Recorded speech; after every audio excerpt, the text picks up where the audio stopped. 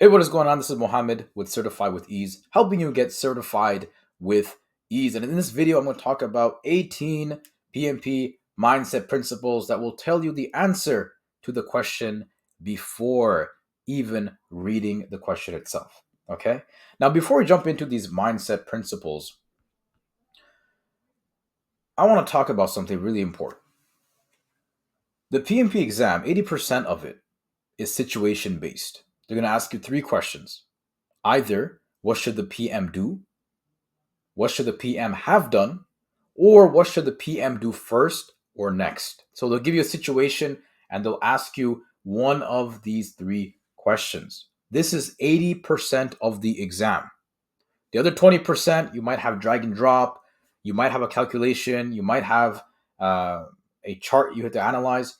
But 80% of the exam is situation based, meaning that if you can master 80% of the exam, you will pass the exam. On the other hand, if you don't master 80% of it, you fail the exam.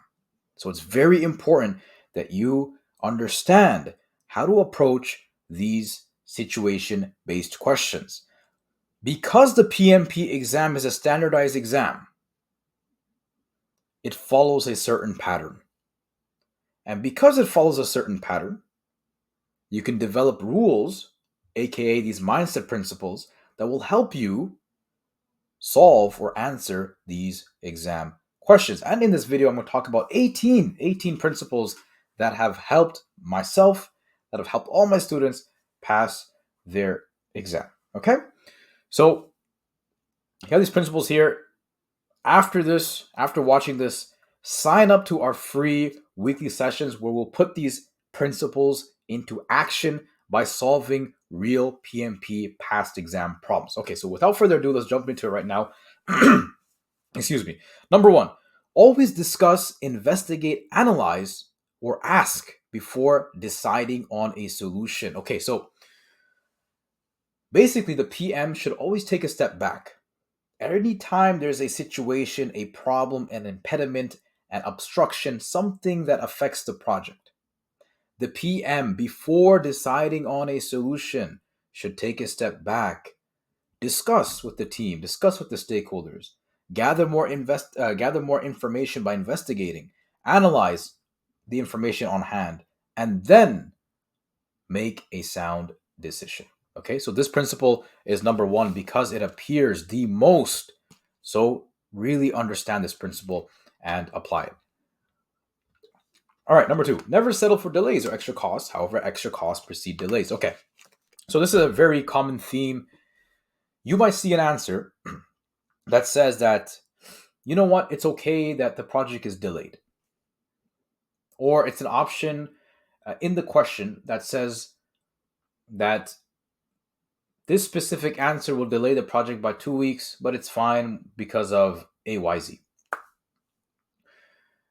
Never settle for delays.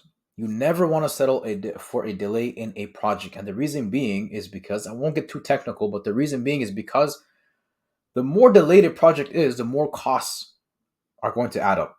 You have to pay people more, you have to pay your employees, you have to pay your stakeholders, you have to pay the contractors, and because of that, there could be more risks and whatnot. Never settle for delays. However, extra costs will precede delays. Okay, so we're not going to jump into this right now. If you want to know more about how extra costs precede delays, sign up for our free sessions. But just remember that extra costs, if something costs you a certain amount, and if you pay that amount, you'll avoid or mitigate the delay, then that's fine. Okay? So that's number two. Number three, be a servant leader. Okay, so this is a very important concept in PM.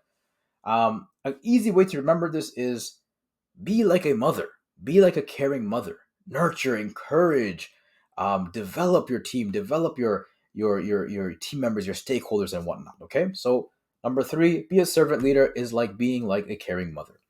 Number four, value is gold. So you'll see in your PMP questions, sometimes the PM has to make a difficult decision between, let's say, option A and option B. Pick the solution that offers the most value. Value is obviously subjective, depending on your project, your company, whatever it may be. However, you want to choose the most valuable decision between the two, basically. So value is gold. Value is a keyword. If you see value, the keyword value in the answer, obviously read it. Don't just select it right away. But it's a good indication that's the answer. Okay. 5, root cause analysis and MVP or demo are your weapons. Okay. Now you're going to see root cause analysis a lot in your exam, and MVP and demo. A root cause analysis allows you to pinpoint the root cause of the problem. When you see root cause analysis or minimum viable product, MVP, or demo in your question, or your answer, I should say, those are keywords that indicate that that's most probably the answer. Now, I'm not going to dive into the technicalities as to why it's the answer or how do we actually know it's the answer. We're going to discuss that in our weekly session. So if you're interested, again, please sign up. There's a link below this video. Okay. Number 6, any change will go through a change request process. Very, very important for predictive, at least. Okay. And there is no change request process for Agile. Okay. Now, change management is one of the hottest topics on the exam. Just understand one thing. Anytime your scope, your budget, or your schedule is affected by a change, it must go through a change request process for predictive. Okay, so you'll see in your answers, perform a integrated change control process or submit a change request. Those are good answers when there is a change that affects the scope, the budget, and the schedule. Okay. 7, your team members are the experts, not you. Make every decision with them. Very, very important. The PM is simply a manager at the end of the day. And the PM is simply the manager at the end of the day. Your team members are the ones that are actually doing the heavy lifting. So speak to your team members, make the decisions with your team members, because if you don't, you won't have anyone else to go to. They are the experts. 8, the PM makes the decisions and handles the issues. No running to sponsors, management, or HR. All right. Now you'll see a very common theme on the exam that anytime there's a problem, one of the answers would be, go to the sponsor, speak to the sponsor, speak to the HR, speak to the CEO, speak to the CFO. You could eliminate that answer right off the bat, especially when they say go to the sponsor. It's a very common thing. They'll say go to the sponsor. Okay. Oh, sorry. Note, the exam will mention project sponsor many times. Only go to the sponsor when there is a problem with the budget. Example, money is running out. Okay, the project sponsor is someone who funds the project, or at least finds the funds for the project. So it would make sense to go to the sponsor when the budget is depleting. All right, number 9. Everyone directly or indirectly involved is a stakeholder and must be added to the register. It doesn't matter who they are. If they are if they have some kind of pool on the project, they will be added. Okay, so for example, let's say you want to build a building or a bridge, and you are affecting the local community around, and they start protesting. They become a stakeholder at that point, and they must be added to something known as the stakeholder register. Number 10. No matter if the project is completed or terminated, the closing phase must occur. This is for predictive. Okay. Sometimes when you're working on a project, the company might decide to terminate the project all of a sudden.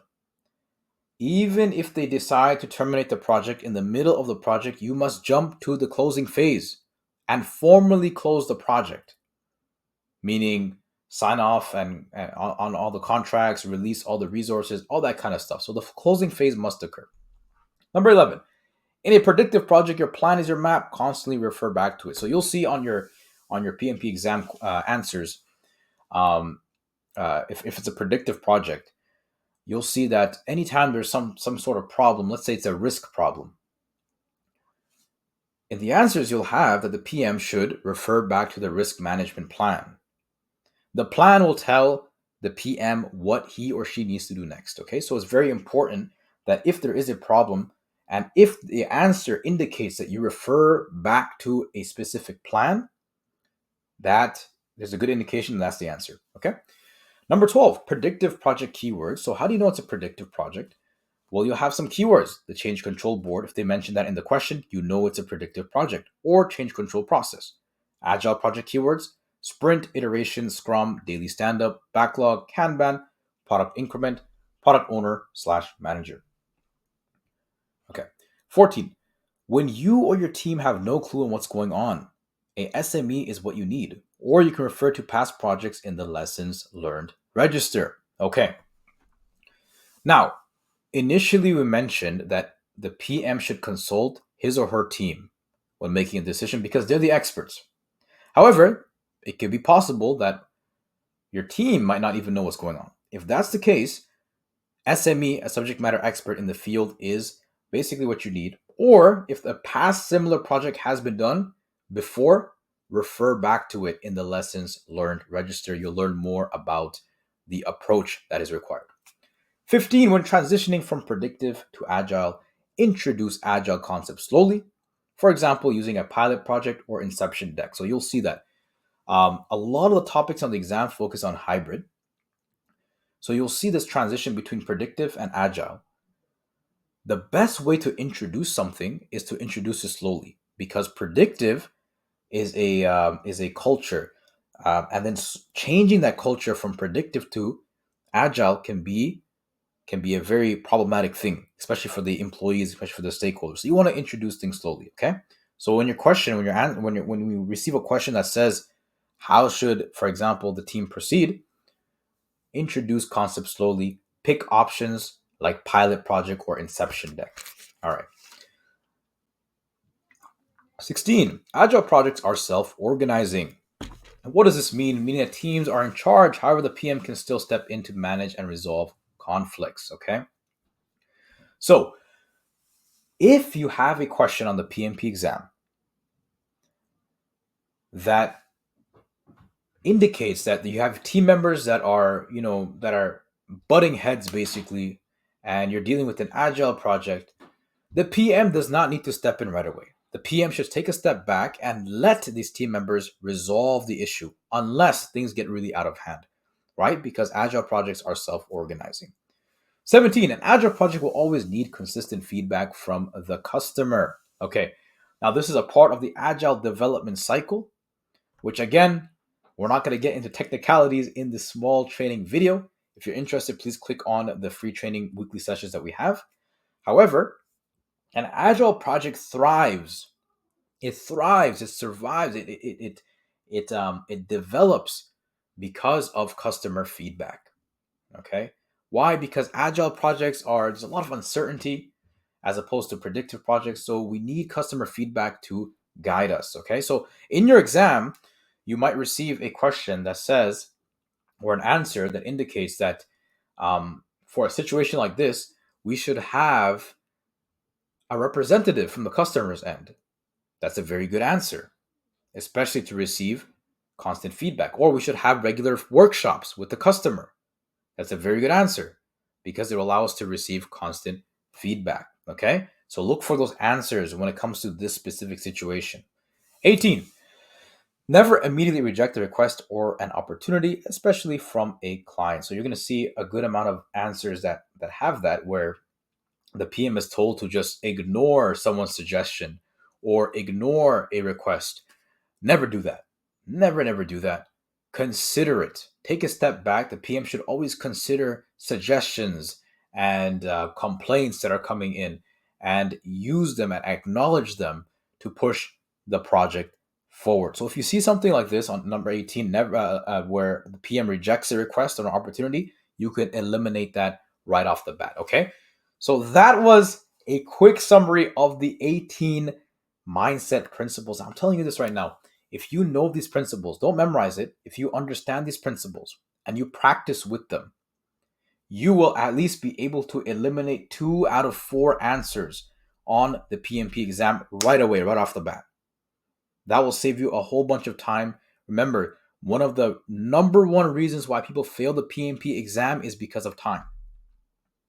The best case scenario, and this happened a lot of times to myself, to all my students, is that once they've mastered these principles, they're able to just look at the answer and know that, for example, the answer to this question is C.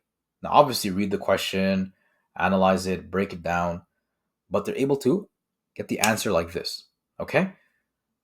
Now, this comes with practice, everyone, and I want you to practice these principles as much as possible. So, because of that, we are offering free weekly PMP question sessions where we're going to take these principles and answer as many PMP exam questions as possible on a weekly basis. So, if you're interested in that, please register. Click on the link somewhere around this video or below this video. There'll be a small button, and join us. Join us to practice and finally get PMP certified so you can stop studying for this exam. All right. Take care. Hopefully you enjoyed this video and it was of benefit. Have a great rest of the day. Take care.